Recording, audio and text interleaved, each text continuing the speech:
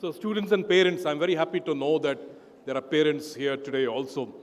So it's good that you're here on the Institute Day because a long time back, that was probably in 80s, late 80s, Professor Ashwath and I remember from our college, we belong to the same college, our annual day, so that was actually quite touching. So students and parents, my friends on the dais, Mr. Mrityunjaya, so nice to hear. Sujit Shetty here, you must not let him go without making him sing a song. And everybody in the audience. And I think I must compliment Professor Ashwath and the organizers for really laying out a very, very nicely coordinated, very well organized program. I saw the agenda, and actually in the last just 30-35 minutes, I have had actually a good grasp of what BIT is capable of, what you students are all capable of. So keep it up. I'll try not to read from what I have, try to speak from the heart, because as I said, many years ago, I was sitting there and we had one of the Olympians, if I remember, and she was the chief guest at college, and that was actually a very, very nice moment to hear from people who are not from your line. So I'm a mechanical engineer, basically have worked for VOLVO, have worked for agriculture also, and like Professor Ashwath in his long list of things that I have done and things that I have not done, thank you very much for elucidating that. BIT is an institute of great repute.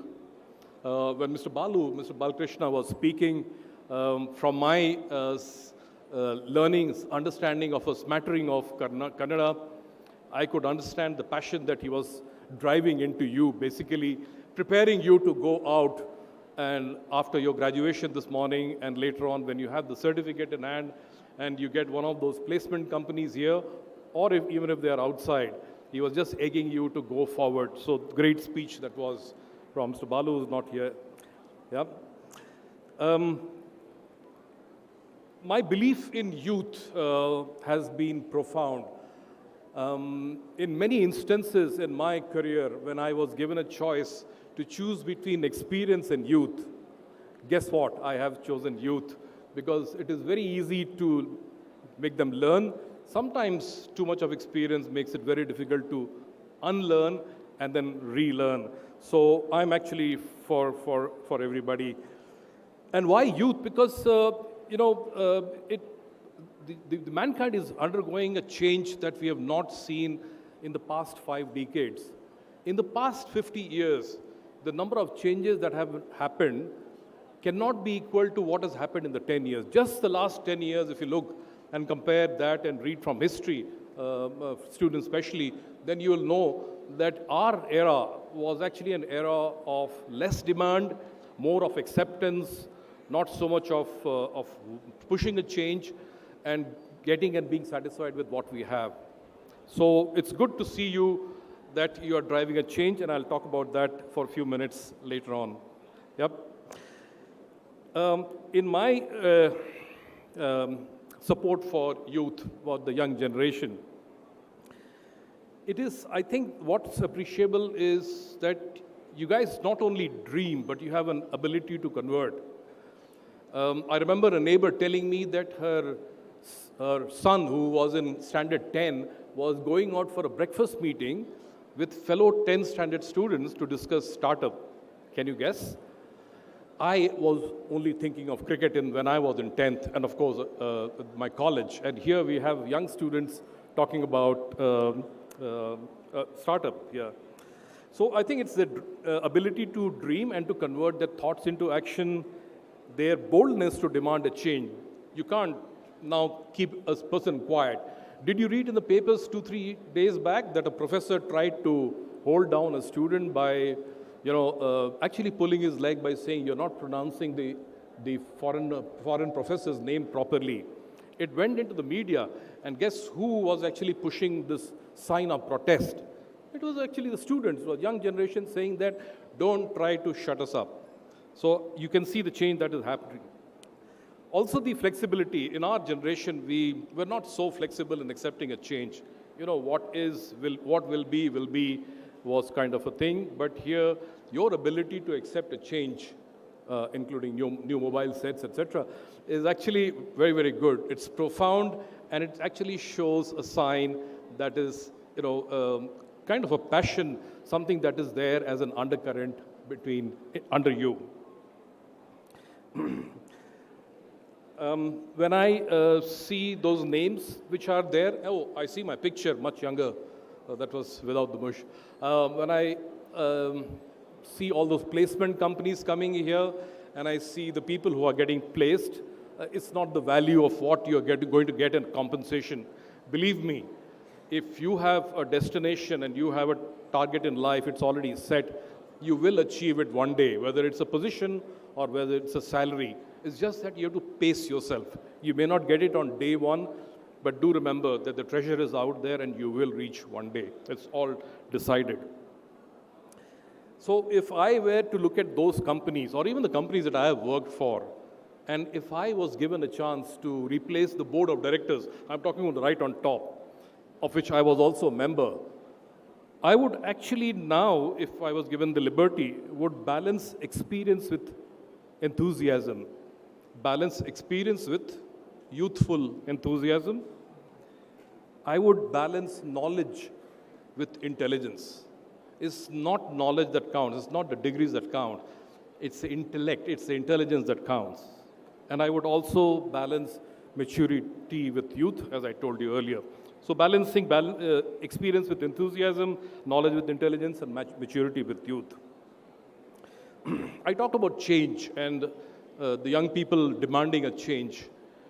So many decades or centuries back, somebody said, change is the only permanent thing. And when I see you, the young lot, including some of the artists also changing mobile phones very quickly, changing and adapting to new fashion styles. I see at the traffic junction young motorcyclists so impatient for the lights to change or with the traffic that is around them. I actually go deeper down. It's not about a mobile set. It's not about a torn jeans that you buy from the market, or it's about the motorcyclist at the intersection. I think it is, if you go deep down, you see that he is impatient. He wants an improvement around it. And the improvement cannot be in steps. He wants a continuous improvement. And that's what actually is good about this generation, that you are demanding a change in sense that you're demanding an improvement in the way things are. So now I understand what I heard many, many years back, change is the only permanent thing. To end this, with all this impatience, speed, haste, demand, comes some checkpoints. You always hear your mother say that, hey, don't drive fast, although you want to reach there as soon as possible, but then there are some checkpoints that you hear from the mother.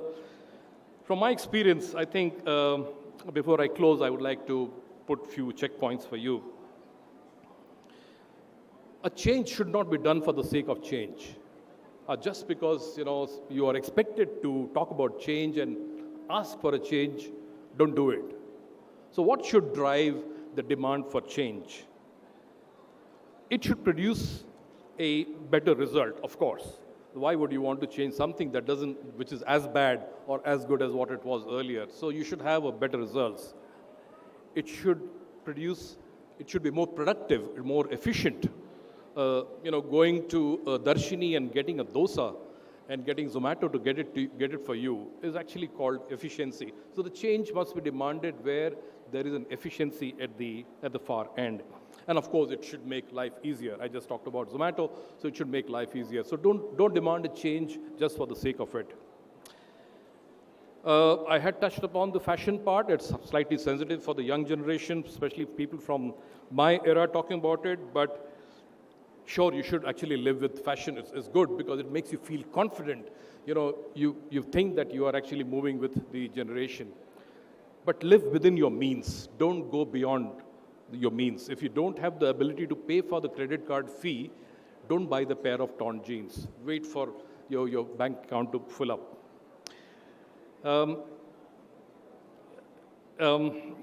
I talked about change. Don't ask for, just for the sake of asking for a change. But impatience is also probably in the same line. Impatience is fine. I mean, at the traffic signal, it's okay sometimes to honk.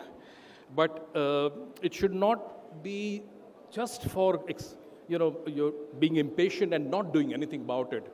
If you are impatient and you do not do anything about it, it is, like the tin with the stone inside. It will just do kata, kata, kata, kata, and you'll achieve nothing.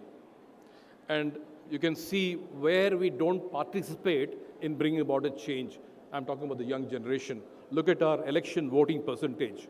I mean, that's where youth can actually bring about a change, because that is a sad example to have.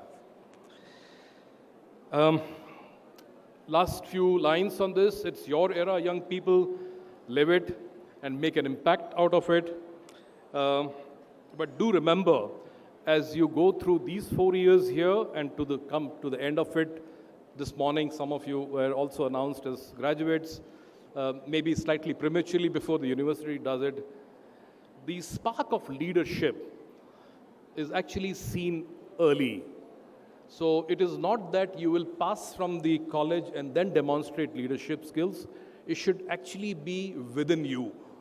And you should not say, I have leadership skills. It's the guy in front of you should say that there is something in this, right?